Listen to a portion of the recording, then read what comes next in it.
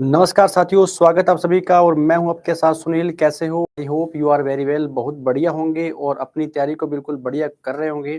सीटी महाकुंभ की जो हमारी सीरीज चल रही है, एक बेहतरीन कंटेंट के साथ हम यहाँ पे काम कर रहे हैं और एक अच्छी क्लास आपको देने की पूरी पूरी कोशिश हमारे द्वारा की गई है।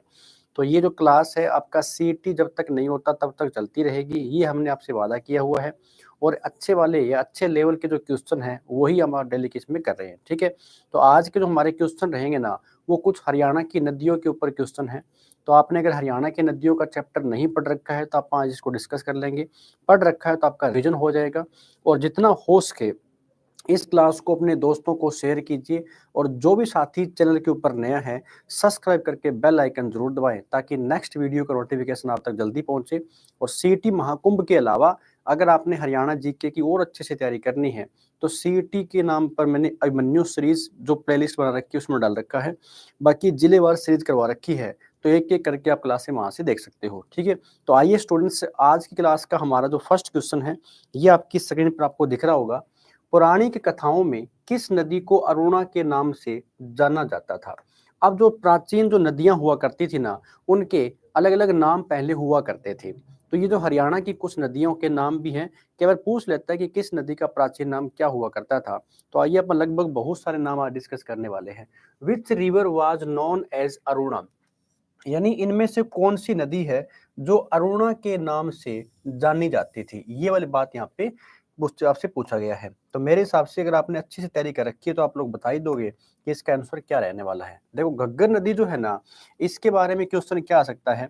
अगर मैं कहूँ कि इस क्वेश्चन का ऑप्शन ही पहले कौन सा है, तो ऑप्शन नंबर हमारा सी बिल्कुल करेक्ट रहेगा। मारकंडा जो नदी है ना, इसके बारे में क्वेश्चन बन जाते हैं। अब जो मारकंडा नदी है, इससे क्या क्वेश्चन बनेंगे। मारकंडा नदी जो है ये कहाँ से निकलती है, तो ये निकलती है नाहन डिस्ट्रिक्ट से। नाहन से कहाँ से निकलती है? नाहन से निकलती है। और नाहन कहाँ पर पड़ता है?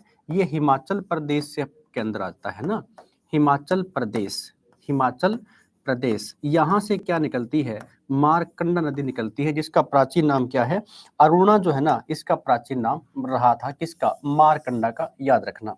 अब जो मारकंडा नदी है ये हरियाणा में प्रवेश कहाँ से करती है, ये भी क्वेश्चन पीछे पूछा गया था। तो ये हरियाणा के अंदर जो प्रवेश करती है ना, तो आपने बता देना है यह काला अम्ब नामक जगह पे प्रवेश करती है। कौन सी जगह है? काला अम्ब नामक जगह है। और एक काला अम्ब नामक जगह कहाँ पर पड़ती है? ये अंबाला के अंदर पड़ती है, ठीक है ना। काला अम्ब नामक स्थान है कहाँ पर? अंबाला के अंदर। और वहां पर नदी ये प्रवेश करती है। और फिर नदी कहाँ पर जाती है? ये जाती है कुरुक्षेत्र के अंदर। और कुरुक्षेत्र में एक झील है, कौन सी? सनीसा झील। कौन सी झील है? कुरुक्षेत्र में एक झील है सनीसा झील। इसी सनीसा झील में अपना जल गिराती है ये, ठीक है। सनीसा झील में क्या करती है? अपने जल को गिराती है। तो जब भी स्टूडेंट्स मारकंडा नदी के बारे में क्वेश्चन आ जाए ना, तो ये क्वेश्चन अनगिनत बार एग्जाम के अंदर पूछा गया है कि मारकंडा का प्राचीन नाम क्या हुआ करता था। मारकंडा का प्राचीन नाम अरुणा नदी हुआ करता था, ठीक है। इसके अलावा कुछ जो ऊपर की नदियां हैं, जैसे घग्गर नदी है, तो घग्गर नदी भी हिमाचल प्रदेश से निकलती है। कहाँ से निकलती है? ये भी हिमाचल प्रदेश से ही निकलती है। लेकिन अगर मैं कहूँ कि हिमाचल प्रदेश से निकलती है तो कहाँ से निकलती है? ये एक हिमानी पड़ती है, कौन सी? डग से ही हिमानी है। कहाँ से निकलती है? डग से ही हिमानी से निकलती है। ये भी क्वेश्चन आपसे पीछे पूछा गया था। और बातें इसके अंदर आप आगे क्वेश्चन आएगा, अगर वहाँ पे कर लेंगे, ठीक है। तो मारकंडा के बारे में याद रखना। और मारकंडा जो है ना, ये कौन सी पहाड़ियों से निकलती है? यह है शिवालिक पहाड़ियों से निकलती है, ठीक है ना। कौन सी पहाड़ियों से निकलती है? शिवालिक पहाड़ियों से निकलती है। कौन सी नदी की बात हो रही है? मारकंडा की बात यहाँ पर हो रही है। कई बार ऐसे क्वेश्चन आता है कि निम्न में से कौन सी रिवर जो हरियाणा के अंदर शिवालिक रेंज से नहीं निकलती है? तो इसमें एक ऑप्शन होता है मारकंडा, एक होती है टांगरी, एक होती है घग्गर नदी, एक होती है यमुना, ऑप्शन के अंदर होता है। लेकिन आपने अच्छे प्रकार से नोट कर लेना है, यमुना जब भी पूछेगा ना, तो यमुना यमुनोत्री हिमानी से निकलती है, वह शिवालिक पहाड़ियों से नहीं निकलती है। क्योंकि कंफ्यूज करने के लिए ये क्वेश्चन अक्सर एग्जाम के अंदर पूछता है, ताकि स्टूडेंट को ये लगे कि ये उत्तरी हरियाणा की नदियां हैं, उत्तर और पूर्व हरियाणा में क्या पड़ती है, शिवालिक रेंज पड़ती है, और शिवालिक रेंज इसका आंसर आएगा नहीं। तो यमुना हमेशा याद रखना यमुनोत्री हिमानी से निकलती है, और जो यमुनोत्री हिमानी है ये आपकी कहाँ पर है, तो ये उत्तराखंड के अंदर पड़ती है, जहां से कौन सी नदी निकल के आती है, जहां से नदी निकलती है, यमुना नदी। ठीक है ना, तो अच्छी प्रकार से नोट यहाँ पे कर लेना। तो ये कुछ क्वेश्चन थे किसके बारे में, मारकंडा के बारे में। ये क्वेश्चन आ सकता है, जैसे अगर मैं कहूं इसकी जो सहायक नदी है वो कौन सी है, एक तो बेगना नदी है, एक नकटी है, ठीक है, ये सारी क्या है, ये इसकी सहायक नदियां आती है, किसकी, मारकंडा की। मारकंडा की सहायक नदियां यहाँ पे नोट कर लेना तो हो जाएगा। घग्गर नदी जो है हिमाचल प्रदेश के डग से हिमानी से निकलती है। डग से हिमानी की ऊंचाई कितनी है, तो 1927 मीटर जो है ना वो इसकी ऊंचाई है, और ये कहाँ से निकलती है, नाहन से निकलती है। इस क्वेश्चन का ऑप्शन कौन सा रहेगा, option number B, sorry C हमारा बिल्कुल करेक्ट रहेगा, मारकंडा नदी जो इसका आंसर होने वाला है। आइए स्टूडेंट्स आगे बढ़ेंगे। अगला क्वेश्चन क्या पूछा गया है, निम्नलिखित में से कौन सी नदी हरियाणा की नहीं है। अब देखो ये कंफ्यूज करने वाला क्वेश्चन है, यानी अगर आपने रिवर का टॉपिक अच्छे से पढ़ रखा होगा तो ही आप लोग बता पाओगे कि कौन सी नदी हरियाणा की है और कौन सी नदी हरियाणा की नहीं है। इसने पूछा है following are the rivers of Haryana except, यानी जो नदी हरियाणा की है ही नहीं वो कौन सी नदी इसमें आती है, घग्गर, दोहन, कोटला और कौन सी है, इंदौरी। आप इन चारों को अच्छे से डिस्कस करने वाले हैं अभी। सबसे पहले हम डिस्कस करेंगे किसको, अगर मैं कहूँ इस क्वेश्चन का ऑप्शन क्या है, इसने पूछा है कि कौन सी नदी हरियाणा की नहीं है। देखो ऑप्शन कौन सा हो जाएगा, ऑप्शन नंबर सी है, ये कोटला है। अब ये कोटला जो है ना ये क्या है, कोटला एक नदी नहीं है, कोटला एक झील है। कोटला क्या है, कोटला अपने आप में एक झील है, याद रखना। और कोटला एक झील है तो ये कहां पर पड़ती है, ये नूह के अंदर है। कहां पर है, नूह के अंदर है, या नूह का पहले नाम क्या हुआ करता था, मेवात डिस्ट्रिक्ट इसका पहले नाम हुआ करता था। तो याद रखना कोटला नदी है ही नहीं, कोटला के नाम से क्या है, झील है। तो सीधी सी बात है आंसर कौन सा हो जाएगा, ऑप्शन नंबर सी हमारा बिल्कुल करेक्ट हो जाएगा। इंदौरी जो नदी है ना ये दक्षिण हरियाणा की नदी है। किसकी है, ये अपने दक्षिण हरियाणा की नदी है, दक्षिण हरियाणा की नदी है। ठीक है, दक्षिण हरियाणा की नदी है, तो यह पर किसकी सहायक नदी है, ठीक है, तो यह साहिबी की सहायक नदी है। साहिबी नदी की, साहिबी नदी की सहायक नदी है ये, साहिबी नदी की सहायक नदी है। किसकी बात हो रही है, इंदौरी की। इंदौरी कहाँ से निकलती है, ये जयपुर की पहाड़ियों से निकलती है, राजस्थान में जयपुर से निकलती है। और जयपुर से पहाड़ियों का मतलब क्या हो गया, वहां पर एक किला है प्राचीन, कौन सा, इंदौरी किला। इंदौरी किला के निकट से निकलती है, और इंदौरी किला के निकट से निकलती है, इसलिए इसका नाम क्या पड़ गया, इंदौरी नदी नाम पड़ गया इसका। ठीक है, तो याद रखना कि इंदौरी किसकी सहायक नदी है, ये अगर मैं कहूं कि साहिबी नदी की सहायक नदी है। और साहिबी क्या है, दक्षिण हरियाणा की सबसे प्रमुख नदी कौन सी है, साहिबी नदी रहेगी। ठीक है, घग्गर में बता करके आया हूं, निकलती कहां से है, तो शिवालिक रेंज से निकलती है। कहां से निकलती है, शिवालिक रेंज से निकलती है, शिवालिक पहाड़ियों से निकलती है। ठीक है, दोहन जो नदी है ना ये अगर हम कहें कि कहां पर हरियाणा में प्रवेश करती है, तो दोहन महेंद्रगढ़ के अंदर प्रवेश करती है। कहां पर, महेंद्रगढ़ में ये प्रवेश करती है दोहा नदी, याद रखना इसके बारे में। ठीक है, और दोहन नदी भी कहां से निकलती है, तो राजस्थान से निकलती है। तो घग्गर, दोहन, कोटला और इंदौरी, ये चार ऑप्शन आपको यहाँ पे दे रखे थे, और चारों ऑप्शन के बारे में अच्छी प्रकार से कर लेना। कोई भी क्वेश्चन बन जाएगा, इनका उद्गम स्थल पूछ लेगा आपसे, इनकी लंबाई पूछ लेगा, या कौन सी हिमानी से निकलती है ये पूछ लेगा, तो बता देना। तो दोहन कहां पर प्रवेश करती है, देखो प्रवेश कहां पर करती है ये अलग क्वेश्चन है, और उद्गम स्थल कौन सा है, जैसे अगर पूछे ना इंदौरी का उद्गम स्थल कौन सा है, तो ये राजस्थान से निकलती है, नीम के थाना से, नीम थाना से निकलती है ये, नीम थाना।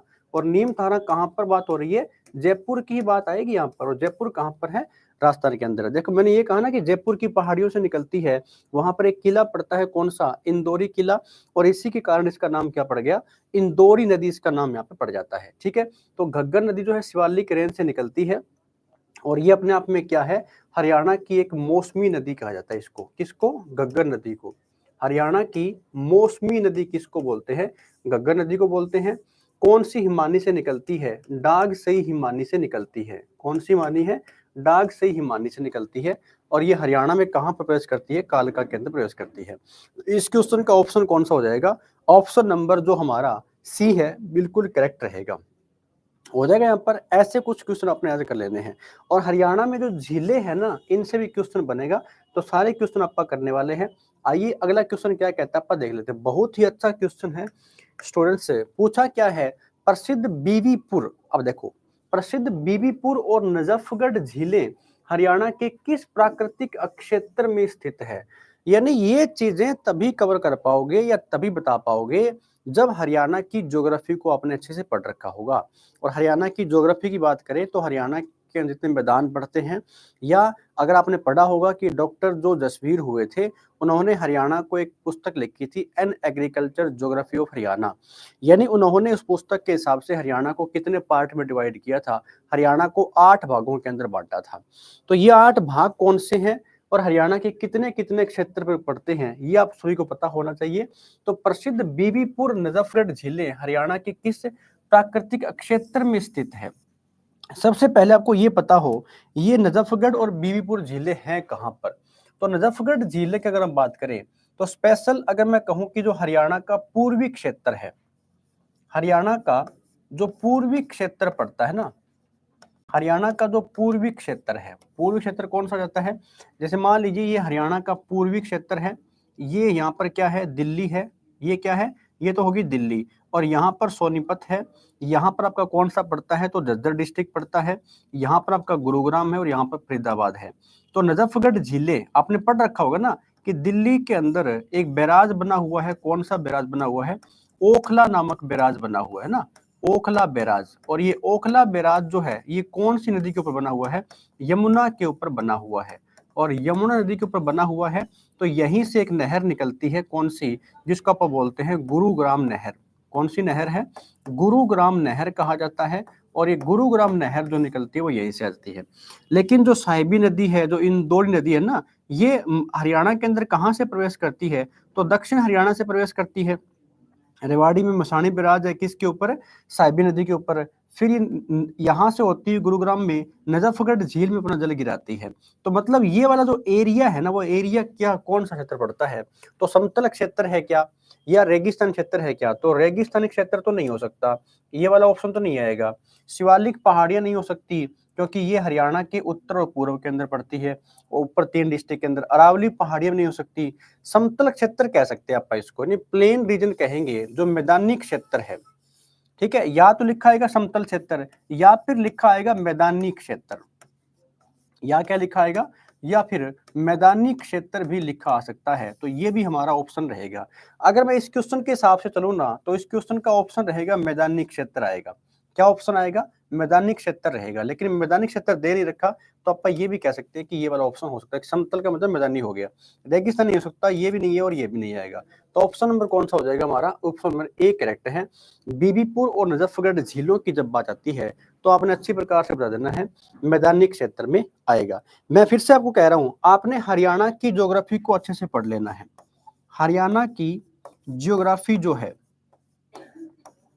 हरियाणा की जो ज्योग्राफी है ना, इसको आपने अच्छे से पढ़ लेना है। क्योंकि एक व्यक्ति हुए हैं डॉक्टर जसवीर, डॉक्टर जसवीर। और डॉक्टर जसवीर से क्वेश्चन बनता ही बनता है क्योंकि इन्होंने एक पुस्तक लिखी थी, कौन सी? An agriculture, an agriculture geography of Haryana, an agriculture geography of Haryana, an agriculture geography of Haryana, जिसके अंदर इन्होंने हरियाणा को कितने पार्ट में डिवाइड किया था? इन्होंने हरियाणा को टोटल 8 पार्ट में या 8 भागों के अंदर इन्होंने बांटा था। तो ये आपको पता होना चाहिए। तो इनमें से कौन कौन से स्थान कहाँ पर पड़ते हैं? तो बीबीपुर और नजफगढ़ झीलें जब भी क्वेश्चन आ जाए, मैदानी क्षेत्र का यहाँ पर हमारा क्या रहेगा? ऑप्शन रहने वाला है। ठीक है, आगे बढ़े। तो इस क्वेश्चन का ऑप्शन कौन सा है? ऑप्शन नंबर ए, या फिर लिखा आएगा मैदानी क्षेत्र। फिर से मैं कह रहा हूँ, याद कर लेना इसको। आइए आगे बढ़ते हैं। अगला क्वेश्चन क्या कहते हैं? निम्नलिखित में से कौन सी झील एक वन्य जीव अभ्यारण्य भी है? अब देखो कितना अच्छा क्वेश्चन है ये। यानी आपने हरियाणा की ज्योग्राफी का मतलब हरियाणा में नदियां, हरियाणा की नहरें, हरियाणा की झीलें और हरियाणा के जो प्रजनन केंद्र है और जो वन्य जीव अभ्यारण्य है, ये सारे चैप्टर अच्छे से कर लेने हैं। यहाँ से एक क्वेश्चन पक्का बन जाता है।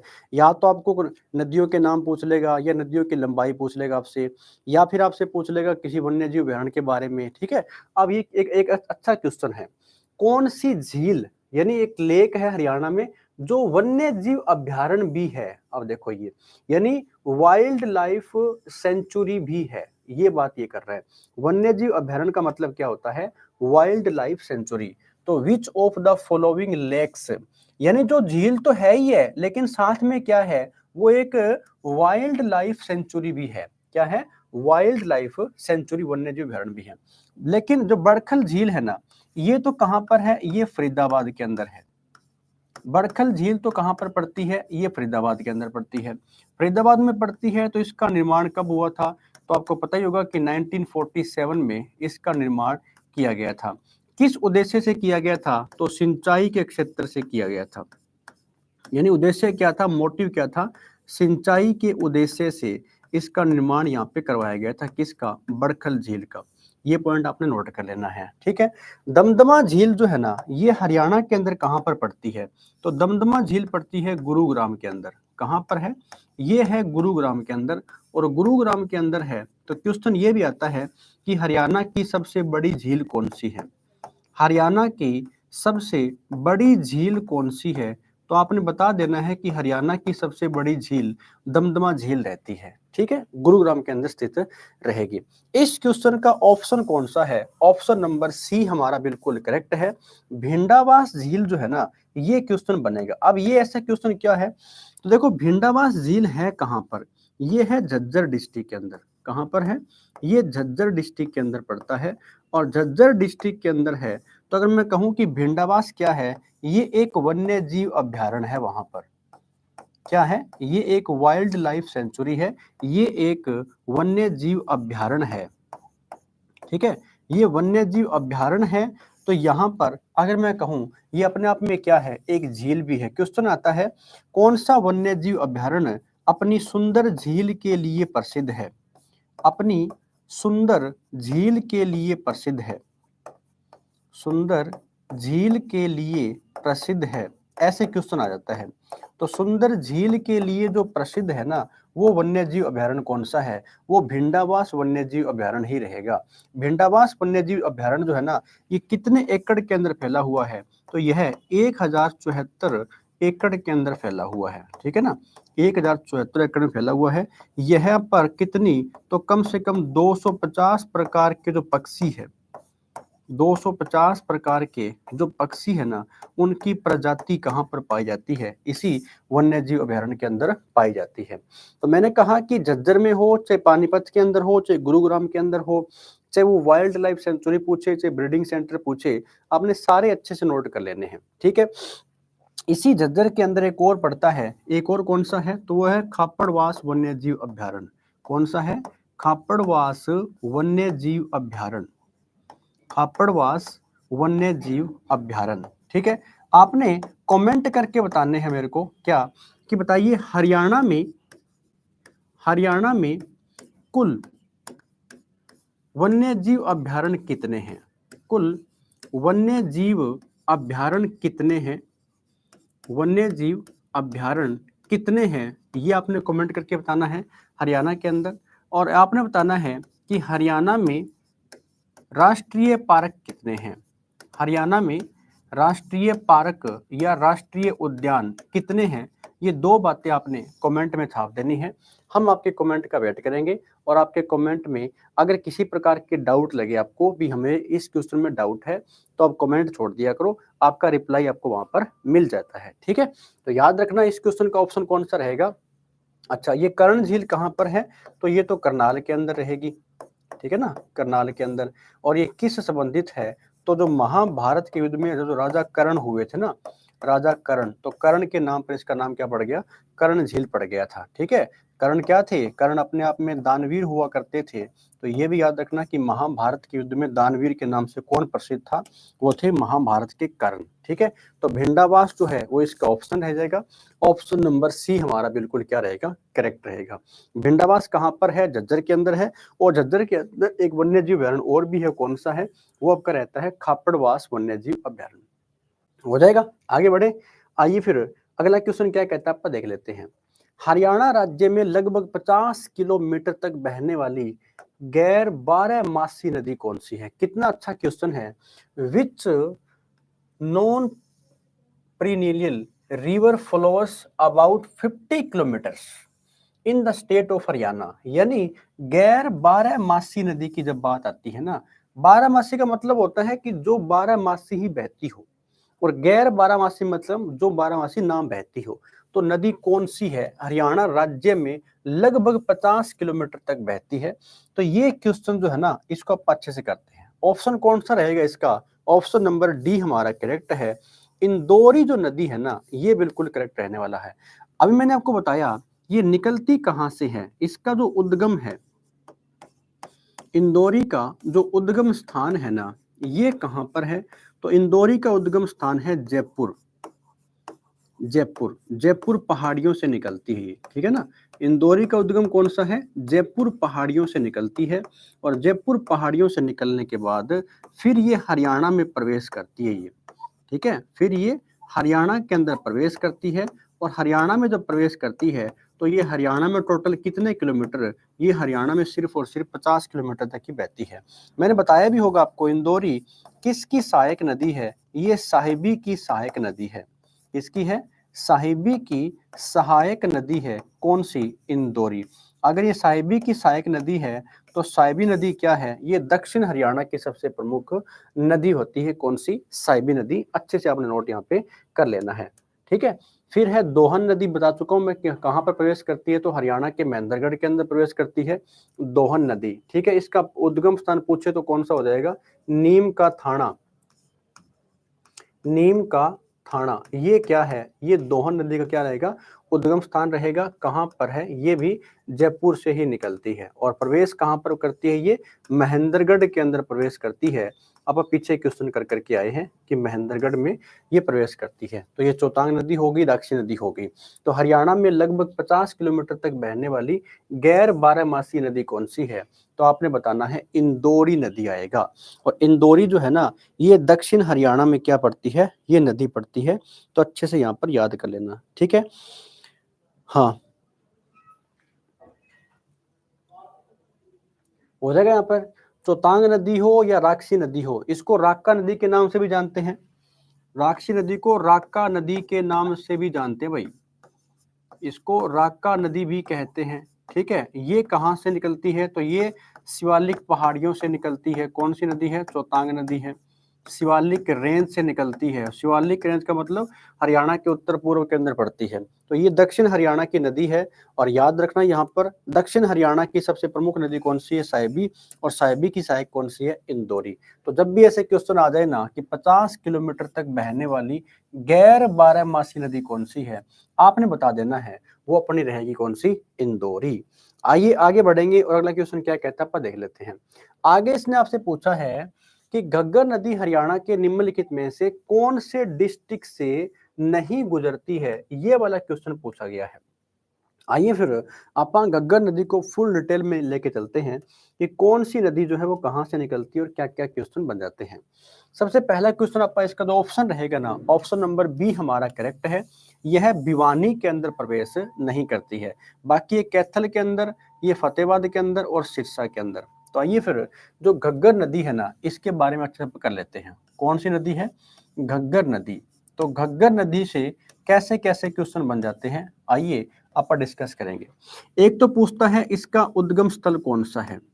घग्गर नदी का उद्गम स्थान कौन सा है? तो आपने बता देना है घग्गर नदी का उद्गम स्थान है डगसई हिमानी है। कौन सी है? डगसई हिमानी। घग्गर नदी का उद्गम कौन सा है? डग से हिमानी रहेगा। डग से हिमानी कहाँ पर है? तो ये हिमाचल प्रदेश की बात हो रही है, और हिमाचल प्रदेश से है तो कितनी इसकी ऊंचाई है? 1927 मीटर इसकी क्या रहती है? ऊंचाई रहती है।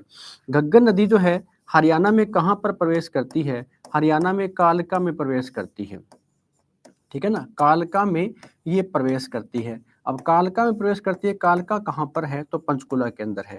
यानी क्वेश्चन क्या बन गया? हरियाणा के कौन से जिले में घग्गर नदी एंटर करती है या घग्गर नदी प्रवेश करती है? तो आपने बताना है यह कालका में प्रवेश करती है। इसी कालका में क्या बना हुआ है? इस नदी के ऊपर एक बांध बना हुआ है, कौन सा? कौशल्या बांध। कौन सा बांध बना हुआ है? कौशल्या बांध जो है ना, ये बना हुआ है इसी कालका के अंदर, क्योंकि जहां पर घग्गर और कौशल्या नदी मिलती है ना, तो वहां पर एक बांध बना दिया, कौन सा? कौशल्या डैम या कौशल्या बांध। घग्गर नदी जो है ना, इसकी क्वेश्चन आता है कि हरियाणा में इसकी कुल लंबाई कितनी है? हरियाणा में इसकी कुल लंबाई कितनी है?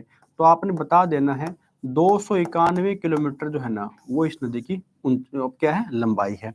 घग्गर नदी क्या है? यह हरियाणा की प्रमुख मौसमी नदी है। प्रमुख मौसमी नदी है ये। कौन सी नदी है? प्रमुख मौसमी नदी कौन सी है हरियाणा की? वो घग्गर नदी रहेगी। इसी घग्गर नदी के ऊपर अगर मैं बात करूं सिरसा के अंदर, तो सिरसा में एक बैराज बनाया गया है।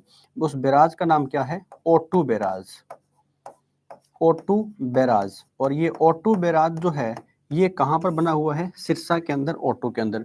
ओटू बैराज से आगे घग्गर नदी को क्या कहा जाता है? तो ओटू बैराज से आगे घग्गर नदी का नाम हो जाता है हाकरा नदी। क्या नाम हो जाता है?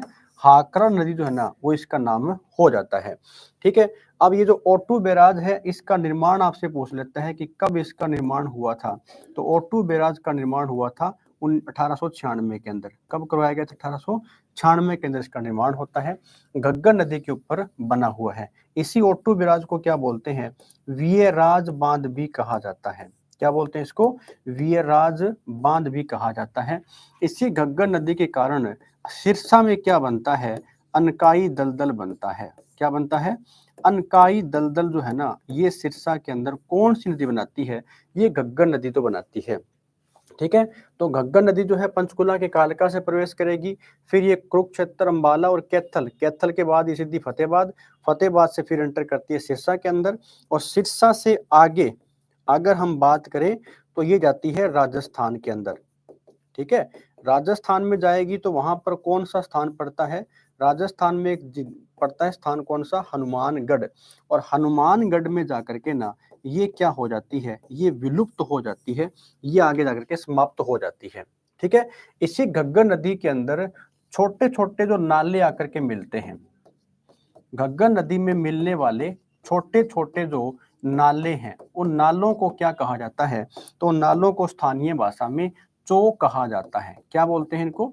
इनको चो कहा जाता है। ये भी क्वेश्चन है, एग्जाम के अंदर आया हुआ है। तो सारे क्वेश्चन बन गए कौन सी नदी से? घग्गर नदी से। यानी हमने जिस भी क्वेश्चन को अपन पढ़ रहे हैं ना, उसको फुल डिटेल में लेके जाएंगे ताकि आपकी कोई डाउट ना रह जाए। ठीक है।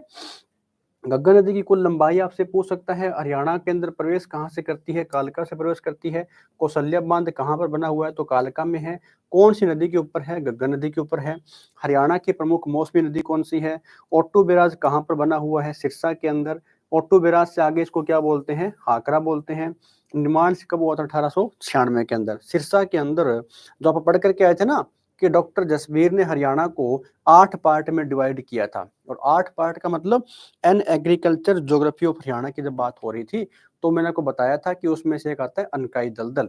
और ये अनकाई दलदल किसकी वजह से बनता है? सिरसा के अंदर घग्गर नदी से बनता है, जिसकी समुद्र तल से ऊंचाई कितनी है? 200 मीटर जो है ना, इसकी समुद्र तल से ऊंचाई है। ये भी आपसे पूछ सकता है। हो जाएगा। तो घग्गर नदी से कोई भी क्वेश्चन आ जाए मेरे हिसाब से बता दोगे। और ये भी पूछ सकता है कि क्या बोलते हैं इनको? चो कहा जाता है। आगे बढ़े फिर, आइए अगला क्वेश्चन क्या कहता है अपन देख लेते हैं। घग्गर नदी हरियाणा के राज्य में, देखो मैंने क्वेश्चन एक करवा दिया है, बाकी करवाने की जरूरत भी नहीं है।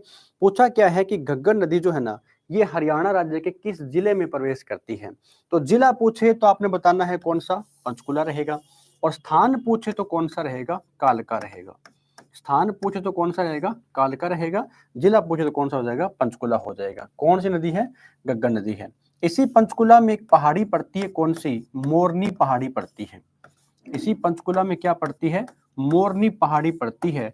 और इस मोरनी पहाड़ी से एक और नदी निकलती है, कौन सी है? वो है टांगरी नदी। कौन सी नदी रहेगी? टांगरी नदी। और टांगरी नदी जो है ना, ये मारकंडा की क्या है? सहायक नदी है। मारकंडा की सहायक नदी अगर आपसे पूछ लिया जाए ना, कौन सी है? वो है टांगरी नदी। ठीक है, टांग नदी जो है ये कहाँ से निकलती है? मोरनी पहाड़ी से। मोरनी पहाड़ी का जो उच्चतम बिंदु है, उच्चतम बिंदु ये कौन सा है? तो आपने बता देना है क्रो चोटी है। क्रो चोटी है। और ये क्रो चोटी अगर उसके बिंदु है तो ऊंचाई भी पूछी गई थी, 1514 मीटर क्या इसकी ऊंचाई है मोरनी पहाड़ी की। ठीक है, अंबाला जो है ये हरियाणा का डिस्ट्रिक्ट कब बना था? तो 1 नवंबर 1966 में ये हरियाणा का डिस्ट्रिक्ट हुआ करता था। कैथल जो है ये हरियाणा का डिस्ट्रिक्ट कब बनता है? तो 1 नवंबर 1989 को कौन सा डिस्ट्रिक्ट बनता है? कैथल बनता है। फतेहाबाद कब बना था? तो फतेहाबाद आपने बता देना है ये 15 जुलाई को बनता है, 1997 के अंदर बना था। तो एक फतेहाबाद बनता है और एक झज्जर डिस्ट्रिक्ट को बनाया गया था, याद रखना। ये कुछ क्वेश्चन बन जाते हैं इन डिस्ट्रिक्ट को लेकर के। तो घग्गर नदी हरियाणा में राज्य में किस जिले में प्रवेश करती है? तो आपने बता देना है। प्रवेश पूछे तो कालका के अंदर प्रवेश करती है। उद्गम पूछे ना इसका, तो उद्गम मैंने करवा दिया है, वो है डग से हिमानी। कहाँ पर पड़ती है? हिमाचल प्रदेश के अंदर पड़ जाती है। ठीक है, ऐसे ही आपने अच्छे से नोट कर लेने हैं, तो याद कर लेना। यहाँ पर मोरनी पहाड़ी पूछा गया है, मोरनी पहाड़ी है तो यहाँ पर कौन सी रेंज की बात हो जाएगी? शिवालिक रेंज की बात हो जाएगी। यहाँ पर कौन सी रेंज की बात हो जाएगी? शिवालिक रेंज की बात आपकी यहाँ पर हो जाएगी। तो आपने इसको अच्छे प्रकार से नोट कर लेना है। आगे बढ़े, इसका ऑप्शन कौन सा हो जाएगा? ऑप्शन नंबर ए हमारा बिल्कुल करेक्ट है। दोहन नदी हरियाणा में निम्नलिखित में से किस जिले में प्रवेश करती है? ये भी अच्छा क्वेश्चन है। बाकी देखो मैंने क्वेश्चन करवा दिया आपको, ठीक है। अभी कहाँ से निकलती है, कहाँ पर प्रवेश करती है, तो दोहन नदी के बारे में पूछा गया है। अब ये पूछ रहा है कि किस जिले में प्रवेश करती है, ये क्वेश्चन है। तो प्रवेश आपको पता ही है, ये महेंद्रगढ़ के अंदर प्रवेश करती है। कहाँ पर? महेंद्रगढ़ में प्रवेश करती है। लेकिन अगर पूछे कि इसका उद्गम कहाँ पर है, उद्गम स्थान, तो उद्गम स्थान आपने बता देना है वो कौन सा रहेगा आपका? नीम का थाना। और नीम का थाना कहाँ पर है? ये जयपुर पहाड़ियों की बात हो रही है, या जयपुर के नजदीक में जो पहाड़ियां पड़ती है ना, वहां पर बात हो रही है। तो नीम का थाना इसका क्या रहेगा? उद्गम स्थान रहेगा। दोहन नदी हरियाणा के महेंद्रगढ़ में प्रवेश करती है और महेंद्रगढ़ में ही क्या करती है? ये सिंचाई का काम करती है। महेंद्रगढ़ में क्या करती है? सिंचाई का काम करती है। महेंद्रगढ़ जो है ये हरियाणा का जो रेतीला क्षेत्र है उनमें से आता है। लाख की चूड़ियों के लिए हरियाणा का कौन सा जिला प्रसिद्ध है? लाख की चूड़ियों के लिए हरियाणा का कौन सा जिला प्रसिद्ध है? ये क्वेश्चन पीछे एग्जाम में पूछा गया था, तो वो रहेगा महेंद्रगढ़। ठीक है, ज्यादातर जो खनिज है, ज्यादातर जो खनिज है ये हरियाणा में कहाँ पर पाए जाते हैं? ये हरियाणा में महेंद्रगढ़ के अंदर ही पाए जाते हैं। ठीक है, सिरसा है, तो सिरसा क्या है वर्तमान में हरियाणा का? ये सबसे बड़ा डिस्ट्रिक्ट है। 4277 वर्ग किलोमीटर क्या रहता है इसका? एरिया रहता है। ठीक है, ये पॉइंट भी नोट कर लेना है। सिरसा का जनसंख्या घनत्व पूछे ना, तो आपने बता देना है 303 है, जो सबसे कम इसी का जाता है। ठीक है, तो दोहन नदी के बारे में जब भी क्वेश्चन आ जाए कि हरियाणा के कौन से जिले में प्रवेश करती है, तो महेंद्रगढ़। उद्गम स्थान पूछे तो नीम का थाना कहाँ पर है? जयपुर के अंदर। आइए, इस क्वेश्चन का ऑप्शन नंबर सी है। आगे बढ़ जाते हैं, अगला क्वेश्चन क्या है देख लेते हैं आप। फरीदाबाद से निकलने के बाद यमुना नदी उत्तर प्रदेश के किस जिले में प्रवेश करती है? देखो कितना अच्छा क्वेश्चन पूछा गया है ये। यानी आप ये मत सोचो कि हमने तो ये इतना एंटर करवाना है नदी किसको, हरियाणा के अंदर, नहीं।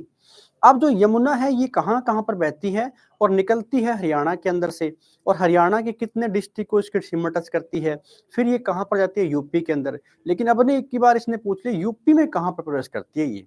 आइए अपन डिस्कस करते हैं किसके बारे में, यमुना नदी के बारे में जितने भी क्वेश्चन है। देखो मैंने अभी बताया यमुना जो है इसको एक तो बोलते हैं यम की बहन, इसे क्या बोलते हैं? एक तो इसे यम की बहन कहा जाता है यमुना को, और इसके क्या बोलते हैं?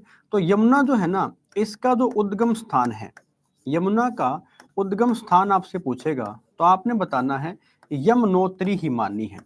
कौन सी है? यमुनोत्री हिमानी। यमुनोत्री हिमानी, और यमुनोत्री हिमानी की जो ऊंचाई है ना वो है 6330 मीटर। कितनी है? 6330 मीटर इसकी ऊंचाई है यमुनोत्री हिमानी की, याद रखना।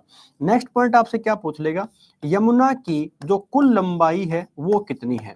तो यमुना की जो कुल लंबाई है वो आपने बता देनी है 1376 किलोमीटर जो है ना इसकी टोटल लंबाई है। ठीक है, अगर पूछ ले यह किस किस के बीच में, तो यह हरियाणा तथा यूपी के बीच में सीमा बनाती है। कितने किलोमीटर है? 320 किलोमीटर लंबी ये सीमा बनाती है। ठीक है, फिर पूछेगा कि ये हरियाणा में प्रवेश कहां से करती है, तो ये हरियाणा में प्रवेश करती है ताजेवाला से। ताजेवाला, और ताजेवाला कहां पर पड़ता है? ये है यमुनानगर के अंदर, यमुना नगर के अंदर पड़ जाता है। ठीक है, इसी ताजेवाला में इस नदी के ऊपर क्या बना हुआ है? एक बैराज बना हुआ है जिसका नाम क्या है? हथीनी कुंड बैराज है। क्या नाम रहेगा? हथीनी कुंड जो बैराज है ना वो रहेगा। और इसी हथीनी कुंड बैराज को क्या कहा जाता है? मछलियों का स्वर्ग कहा जाता है, या फिर मछुआरों का स्वर्ग कहा जाता है। मछुआरों का स्वर्ग किसे कहा जाता है? तो मछुआरों का स्वर्ग हथीनी कुंड बैराज को ही कहा जाता है, याद रखना यहाँ पर। ठीक है, हथीनी कुंड बैराज बनना कब शुरू हुआ था? 1996 में इसका निर्माण कार्य शुरू होता है। इसका निर्माण जो है वो शुरू हुआ था हथीनी कुंड बैराज का। 1998 के अंदर क्या हो जाता है? निर्माण कार्य इसका पूरा हो जाता है। ठीक है, यहाँ पर एक मछली की प्रजाति है, कौन सी? महासीर। महासीर एक मछली की प्रजाति है जो यहाँ पर पाई जाती है। तो ये भी क्वेश्चन पीछे एग्जाम के अंदर पूछा गया था कि कौन सा बैराज है? हथीनी कुंड बैराज। और हथीनी कुंड बैराज जो है ये कौन सी नदी के ऊपर बना हुआ है? तो यमुना के ऊपर है। कहां पर? ताजेवाला। और ताजेवाला अपने आप में क्या है? ये हरियाणा का पूर्वी बिंदु भी है। हरियाणा का पूर्वी बिंदु भी है। क्या? हरियाणा का पूर्वी बिंदु कौन सा है? ताजेवाला रहता है। ठीक है, और ये हरियाणा के अंदर प्रवेश करेगी यमुनानगर से। फिर ये कहां पर? तो फरीदाबाद, फरीदाबाद से लास्ट में पलवल, और पलवल से सीधा प्रवेश करती है कहां पर? यूपी के अलीगढ़ डिस्ट्रिक्ट के अंदर ही प्रवेश करती है। यानी इस क्वेश्चन का ऑप्शन कौन सा है? ऑप्शन नंबर जो हमारा डी है ना ये बिल्कुल करेक्ट है। अलीगढ़ में ये प्रवेश करेगी, और अलीगढ़ से आगे आगे जाकर के ना ये कहां पर जाती है? ये जाती है प्रयागराज के अंदर। प्रयागराज के अंदर, और प्रयागराज में जाकर के किसके अंदर मिल जाएगी? तो गंगा के अंदर मिल जाएगी। ठीक है, तो गंगा की सहायक नदी अगर आपसे पूछ ले, गंगा की सहायक नदी कौन सी है? तो वो रहेगी यमुना नदी। ठीक है, तो यमुना हरियाणा और यूपी के बीच में सीमा बनाती है, और इसका उद्गम स्थान पूछे तो यमुनोत्री हिमानी आएगा। टोटल लंबाई पूछे 1376 किलोमीटर है। हरियाणा और यूपी के बीच में 320 किलोमीटर रहेगी। यमुना को क्या बोलते हैं? यम की बहन बोलते हैं, सूर्य की पुत्री बोलते हैं, याद रखना। तो ये क्वेश्चन का ऑप्शन भी नहीं है, ये भी नहीं है, ये भी नहीं है। कौन सा ऑप्शन करेक्ट है? यूपी के अलीगढ़ में प्रवेश कर जाती है। कहां पर प्रवेश करेगी? यूपी के अलीगढ़ के अंदर ये प्रवेश कर जाती है। अच्छी प्रकार से आपको पता होना चाहिए। तो यमुना के बारे में जितने क्वेश्चन बनते हैं इसी यमुना नदी के ऊपर, अगर मैं बात करूं दिल्ली की, तो दिल्ली में एक ओखला बैराज बना हुआ है। कौन सा बैराज बना हुआ है? ओखला बैराज बना हुआ है। और ये जो ओखला बैराज है यहीं से क्या निकलती है? एक नहर निकलती है। कौन सी? गुरुग्राम नहर निकलती है ना। कौन सी नहर निकलती है? गुरुग्राम नहर निकलती है, जो कहां कहां पर सिंचाई करती है? जो एक तो फरीदाबाद में सिंचाई करती है, और कहां पर सिंचाई करती है? और ये गुरुग्राम में सिंचाई करती है। तो ये बातें आपने अच्छे प्रकार से नोट कर लेनी है।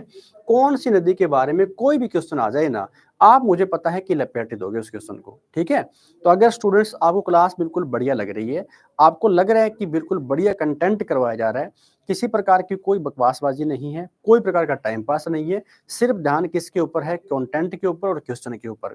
ठीक है, और बिल्कुल डीप में जाके करवा रहा हूँ।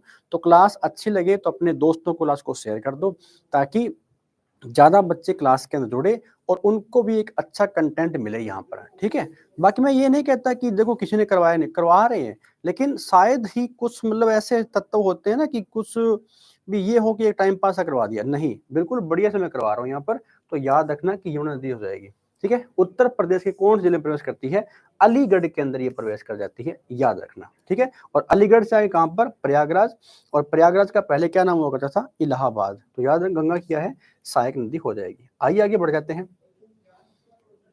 हरियाणा में गग्गर नदी की लंबाई कितनी है? तो देखो मैं करवा करके आया हूँ, इस क्वेश्चन को करवाने की जरूरत नहीं है, ये आपने कमेंट करके बताना है कि गग्गर नदी की हरियाणा में लंबाई कितनी है। अब मैं करवाऊंगा नहीं क्वेश्चन को, मैंने करवा रखा है आपको, तो मैं नहीं करवाता इसको। गग्गर के बारे में फुल डिटेल करवा करके आया हूँ, तो आपने बताना है इस क्वेश्चन का आंसर कौन सा रहेगा। बड़खल झील किस वर्ष बड़खल झील पर किस वर्ष एक बांध का निर्माण किया गया था? ये भी आपने कमेंट करके बताना है मेरे को कि बड़खल झील जो है ये हरियाणा में कहां पर पड़ती है? फरीदाबाद के अंदर पड़ती है। बड़खल झील का निर्माण कब किया गया था? मैंने बताया था आपको, तो आपने कमेंट करके ये बताना है कि बांध का निर्माण भी कब किया गया था। ये क्वेश्चन भी आ जाता है। हरियाणा की भौगोलिक विशेषताओं के अनुसार राज्य की जल निकासी प्रणाली, कितना अच्छा क्वेश्चन है, और जल निकासी प्रणाली के आधार पर कितने पार्ट में डिवाइड किया गया है? किसको? हरियाणा को। तो इसका जो ऑप्शन रहेगा ना प्यारे बच्चों, ऑप्शन नंबर हमारा बी बिल्कुल करेक्ट रहेगा। यानी इसको आप एक तो बोलते हैं कि यमुना की जल निकासी है, ठीक है ना, यमुना की जल निकासी है, और दूसरी कौन सी है? भाखड़ा की जल निकासी है। यमुना और भाखड़ा की जल निकासी, ये दो आती है। यमुना है तो यमुना हरियाणा के पूर्वी क्षेत्रों में, हरियाणा के पूर्वी क्षेत्रों में क्या करती है? सिंचाई करती है।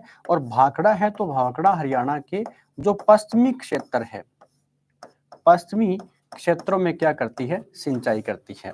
तो इसका क्वेश्चन कौन सा हो जाएगा? ऑप्शन नंबर 2 हमारा करेक्ट है। हरियाणा की भौगोलिक जो परिस्थिति है उसके अनुसार जल निकासी की जब भी बात आ जाए ना, तो जल निकासी में आपने बताना है कि कितने पार्ट में डिवाइड है? 2 पार्ट में इसको डिवाइड किया गया है। ठीक है, हो जाएगा यहां तक? काफी है फिर। तो आज की जो क्लास है स्टूडेंट्स ये आपकी यहीं तक रहेगी। मिलते हैं एक नेक्स्ट वीडियो के अंदर कुछ ऐसे ही और क्वेश्चन के साथ, और कोशिश करेंगे कि एक चैप्टर के कम से कम 2 या 3 क्लास से दे करके ना आपको बिल्कुल बढ़िया से कराऊं। तो नदियों वाला चैप्टर अपन उठाया है, तो नदियों में नहरें हैं, झीलें हैं, सब अपन यहाँ पे इंपॉर्टेंट पॉइंट डाल देते हैं। ठीक है, उम्मीद करता हूँ कि सेशन आपको बिल्कुल बढ़िया लगा होगा, समझ में आया होगा, और अच्छी क्लास लगी है तो अपने दोस्तों को शेयर भी कर दिया करो। ठीक है, तो तब तक के लिए बाय बाय, टेक केयर।